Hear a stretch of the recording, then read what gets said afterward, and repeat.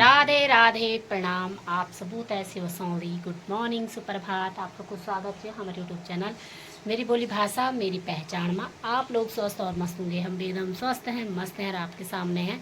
तो सुबह की 11 बज चुकी हैं, मेरी बिलोंगी स्टार्ट अब हो रही है। नाश्ता पानी हो चुका है और धूप लगी है चटकी। कपड़े भी सुखा दिए हम लोगों ने, डाल भी रखे हैं कपड़े। और आज मेरे भाई लोग जा रखे हैं वहाँ, हमारे मेरे मायके साइड के रहते हैं देहरादून में, तो वो करवा रही हैं शिव महापुराण, तो वहाँ जा रखे हैं और मेरे लिए वीडियो भेज रखे हैं। तो शिव महापुराण की वीडियो देखो, सावन का महीना भी है, शिव महापुराण भी करवा रहे, तो बहुत ही बढ़िया। तो आप लोग शिव महापुराण की कथा सुनिए, बहुत अच्छा लगेगा। भजन भी है, कथा भी है, तो एंजॉय करो। सारे आगे सब नाच रहे, आनंद उठे। ब्रह्मा विष्णु महेश भूत प्रेत गण सब आगे बाबा की बारात में आनंदित होकर सब भूल गए कैसे जा रहे हैं बाबा। जय हो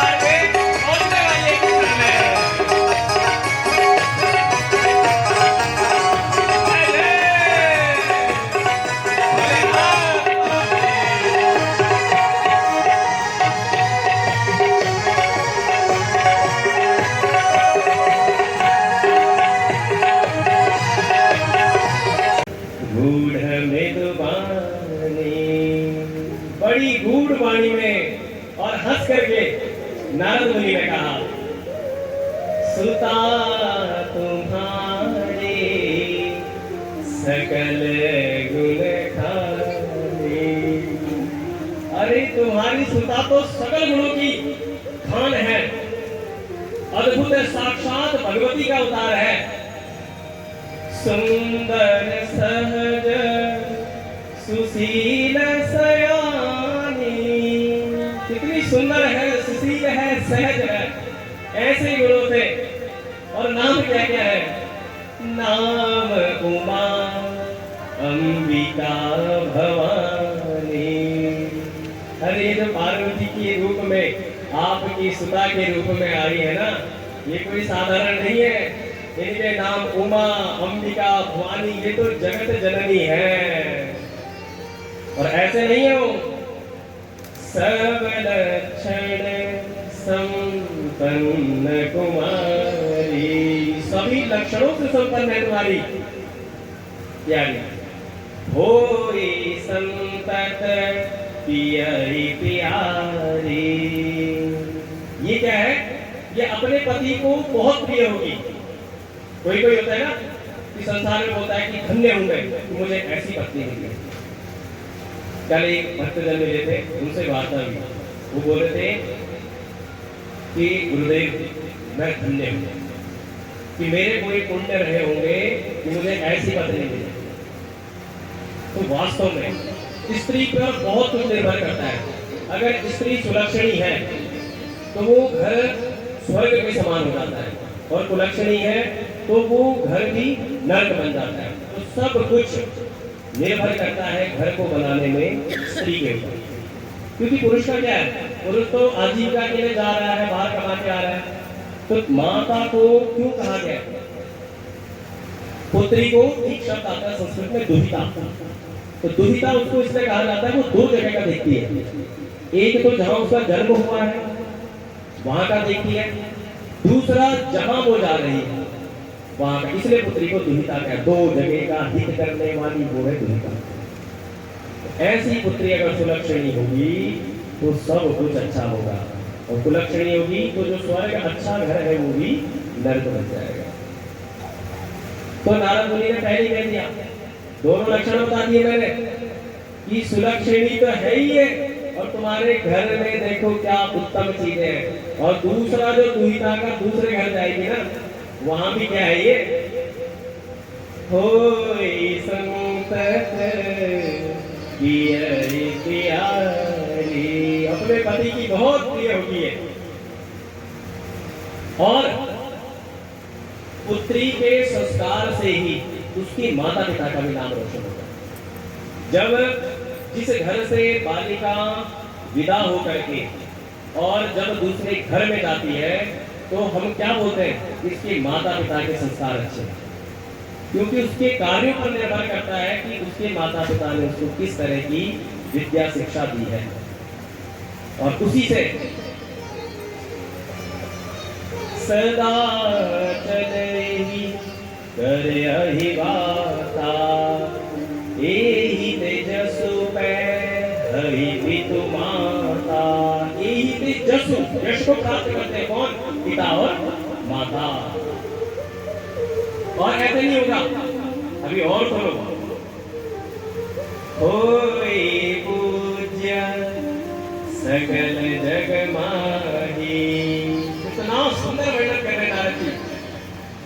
साक्षात एक माता पिता के सामने अगर उसके पुत्र और पुत्री की प्रशंसा हो तो उनके लिए उससे बड़ा कुछ नहीं होता है। तो दोनों गदगद हो रहे हैं, अरे हमारी कन्या तो अभी भी बहुत छोटी है, अभी से इसके सुलक्षण हाथ देख के बता रहे, देखा कि क्या क्या इसके भाग्य में कैसी है। होई पूज्य सकल जग माही, पूरे जगत में इसकी पूजा होगी, ये साधारण नहीं है। एहि सेवक कछु दुर्लभ नाहि, और इसको कुछ भी दुर्लभ नहीं होगा, सब कुछ सुलभ होगा, सब प्राप्त होगा इसको। एहि कर नाम सुमिर संसारा, पूरा जगत इसका नाम स्मरण करेगा, इसका नाम लेगा। प्रिय चढ़ी हरि पति व्रत सिधारा, ऐसे ये सुलक्षणों से युक्त होगी। ये तो बता दिए शुभ लक्षण। और उन्होंने क्या बोला था कि शुभ और अशुभ दोनों बताना। अब अशुभ की ओर चले, बोले देखो शुभ तो सब कुछ बता दिया, पर एक कुछ ऐसी चीजें हैं कि जो माता पिता से आश्चर्यचकित होकर के देखने लगे कि तुम्हारी पुत्री तो ऐसी है। अब पति कैसा मिलेगा, ये थोड़ा सा, ये सब लीला है, सब जानते हैं कि क्या है कैसा, फिर भी लीला कर रहे हैं, आनंद ले रहे सब अपना। और ये चीजें हो रहे हिमालय में, और नारद मुनि तो सब जानते होंगे, धन पूछे आए और बोल रहे अब इसके दोष क्या होगा। शैल सुलक्षणी सुता तुम्हारी, इस सुलक्षणों से हे शैल, हे हिमवान, हे हिमालय, तुम्हारी पुत्री तो लक्षणों से संपन्न है। सुनो जे अब गुण दुई चारी, दो चार हम अवगुण भी सुन सकते कि क्या होगा इससे, अवगुण कैसे होंगे। अगुण अमान मातु पितु हीना, अगुण अमान मातु पितु हीना। पति कैसा होगा इसका, अगुण, जिसमें कोई गुण नहीं होगा। तो यहाँ पे अगर सामान्य शब्द में आप देखते हैं तो संस्कृत के दृष्टि से सामान्य शब्द में अगुण, नास्ति गुणः यस्मिन् यस्यां वा, अगुणः अगुणी, कि जिसमें गुण नहीं है। ठीक है, तो साधारण अर्थ है, परंतु अगुणः जिसमें गुण नहीं तो गुणों से ही बने।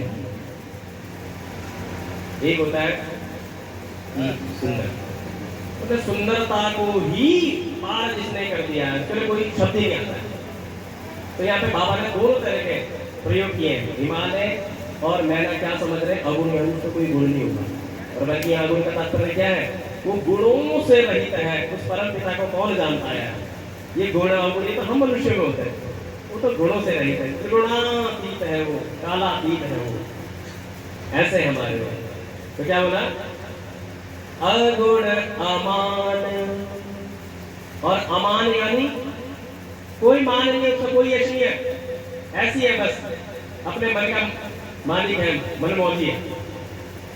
मातु पितु हीना, माँ भी नहीं है उसकी और पिता भी नहीं है, माता पिता इन सब से हीन है वो, ऐसा होगा इसका पति।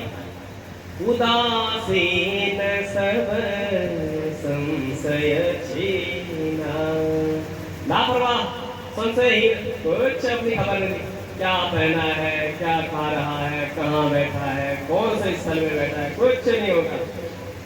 और कैसे?